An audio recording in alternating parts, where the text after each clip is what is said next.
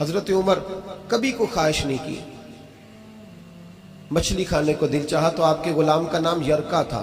کچھ غلام بڑے وفادار ہوتے ہیں، وہ بیٹوں سے بھی پیارے ہو جاتے ہیں۔ حضرت مولا علی کے غلام تھے کمبر۔ تو ایک دن کمبر نے کہا حضور آپ نے کبھی خوش ہو کے بتایا نہیں کہ آپ کتنے خوش ہیں۔ تو آپ فرمانے لگے میں تجھے خوش ہو کے بتاتا نہیں میں تجھ سے کتنا خوش ہوں، جب میں تجھ سے خوش ہوتا ہوں نا تو میں تیرے لیے اسی طرح دعا مانگتا ہوں جس طرح میں اپنے حسن اور حسین کے لیے دعا مانگتا ہوں۔ کچھ غلام بڑے پیارے ہوتے ہیں، وہ دعائیں کراتے نہیں، وہ دعائیں لے لیتے ہیں، ان سے دعائیں نکلتی ہیں۔ وہ فیکٹری میں ملازمت ڈیوٹی سمجھ کے نہیں کرتے، وہ اپنا گھر بنا لیتے ہیں، وہ وفادار ہوتے ہیں، وفادار۔ اور اصلہ نال جے نیکی کریے تو نسلہ تاک نہیں بھول دے ہوتے۔ تو یرکا آپ کا بڑا وفادار غلام تھا۔ ایک دن آپ نے کہا مچھلی کھانے کو دل کرتا ہے، لیکن مسئلہ یہ ہے کہ 8 میل جانا پڑے گا مچھلی لینے، 8 میل آنا پڑے گا، رہنے دو کھاتے ہی نہیں، چھوڑو اپنے لیے اب چھوٹی سی خواہش کے لیے اتنی مشقت کرنا۔ حالانکہ لوگ لاہور سے گجرانوالے روٹی کھانے چلے جاتے ہیں آج بھی، اور گجرانوالہ والے بھی کئی لاہور آ جاتے ہیں، صبح نہاری سنیں اچھی ملتی ہے۔ ویسے کہا جائے کسی کو کہ گھر سے اٹھ کے مسجد میں محفل ہے تو کہتے ہیں بس گھٹنے نہیں کام کرتے، کمر میں تھوڑی تکلیف ہے، رات میں دیر سے آیا تھا۔ حضرت عمر نے کہا اب 8 میل جانا 8 میل آنا میری مچھلی کے لیے، چھوڑو۔ وہ غلام کہتے ہیں میں سالوں سے آپ کا خادم تھا، کبھی آپ نے کوئی خواہش کی نہیں تھی، پر آج جب کی نہ خواہش تو میں نے کہا کہ خواہش کر لی ہے اور کی بھی پہلی دفعہ ہے تو میں پوری نہ کروں۔ کہتے ہیں جناب عمر نماز پڑھنے گئے تو مجھے پتا تھا کہ کچھ مہمان آئے ہیں، عصر ان کی ہو جائے گی۔ کہتے ہیں میں نے حضرت عمر کے پیچھے نماز پڑھی، ظہر کی 2 رکعتیں سنت پڑھ کے تو میں گھوڑے پہ بیٹھا، عربی نسل کا گھوڑا بندھا ہوا تھا، دوڑا کے گھوڑا میں پہنچ گیا۔ عربی نسل کے گھوڑے کو 8 میل کیا کہتے ہیں؟ کہتے ہیں ایک ٹوکرا مچھلی کا خریدا، کئی کلو مچھلی خرید کے تو میں حضرت عمر کی عصر کی نماز ہونے سے پہلے پہلے واپس بھی آ گیا۔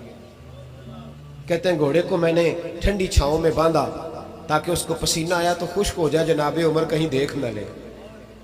کہتے ہیں وہ اس کو پسینہ خشک ہو گیا، جب میں اس کے قریب گیا تو گرد و غبار، وہ پسینہ خشک ہوا تو جو مٹی کیچڑ تھا وہ خشک ہو گیا۔ تو میں نے کہا حضرت عمر تو پھر دیکھ لیں گے۔ کہتے ہیں میں فٹافٹ گھوڑے کو کنویں پہ لے گیا، میں نے اسے غسل کرایا اچھی طرح۔ جب گھوڑے کو غسل کرایا پھر لا کے چھاؤں میں باندھا۔ ہماری خواہشیں ہوتی ہیں تو کیا حال ہوتا ہے، لیکن یہ خواہش پوری کر کے ڈر رہے ہیں، ضمیر زندہ ہے نا، اندر کے روگ ختم ہو چکے۔ فرماتے ہیں کہ جب عصر کی نماز پڑھ کے حضرت عمر آئے، میں نے بھی نماز ان کے پیچھے پڑھی، گھر آئے تو میں نے کہا حضور اللہ نے آپ کی خواہش پوری کر دی، مچھلی کا بندوبست ہو گیا ہے، بس تھوڑی دیر میں پکا کے پیش کرتا ہوں۔ کہتے میں نے یہ لفظ کہے تو جناب عمر اٹھے اور گھوڑے کے پاس چلے گئے، گھوڑے کی پشت پہ ہاتھ پھیرا، اس کی ٹانگوں پہ ہاتھ پھیرا، پھر حضرت عمر گھوڑے کے کانوں کے پاس گئے تو اس کا ایک کان اوپر اٹھایا تو کہنے لگے یرکا ادھر آ یار۔ تو میں قریب آیا تو کہنے لگے تو نے سارا گھوڑا دھو ڈالا ہے پر کانوں کے پیچھے سے پسینہ خشک کرنا تجھے یاد ہی نہیں رہا، وہ کانوں کے پیچھے تو جہاں نہیں تو نے پانی ڈالا، تو بھول گیا تھا۔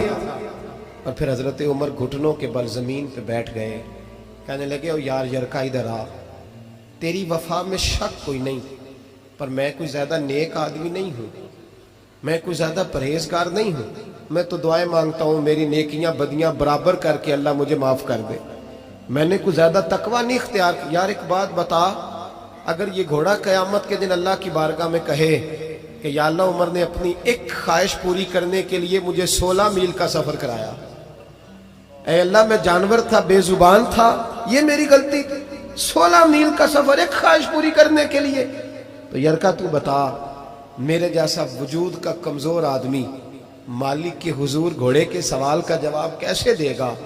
وہ یرکا کہتے ہیں میں اپنے باپ کے فوت ہونے پہ اتنا نہیں رویا تھا جتنا میں آج رویا، میں تڑپ اٹھا کہ حضور یہ والی سوچ، یہ والا، یہاں تو لوگ اپنے نوکر کو 4 تھپڑ مار کے کہتے ہیں پھر کیا ہو گیا میں تیرا مالک نہیں، اس کو رسوا کر کے کہتے ہیں پھر کیا ہو گیا، کوئی بات ہے؟ یہاں بہو کو 20 گالیاں دے کر اور غریب رشتہ دار کو برا بھلا کہہ کر اپنے ملازم کو لوگ نیچا دکھا کے خوش ہوتے ہیں، کہتے ہیں دیکھا نا پتہ چلا میں چودھری ہوں، میں افسر ہوں، میں فلاں ہوتا ہوں، میری چدراہٹ۔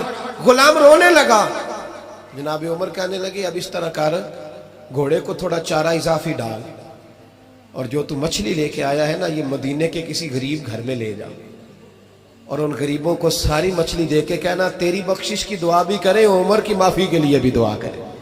جب ضمیر زندہ ہوتا ہے نا پھر اتنی سی بات بھی بوجھ بنتی ہے. اور اگر ضمیر مر جائے تو لوگ قتل کی بھی وضاحتیں دینے لگ جاتے ہیں. لوگ کروڑوں کی کرپشن کر کے اس کی بھی وضاحتیں دینے لگ جاتے ہیں. لوگ اس کے حق میں بھی جب ضمیر مردہ ہوتے ہیں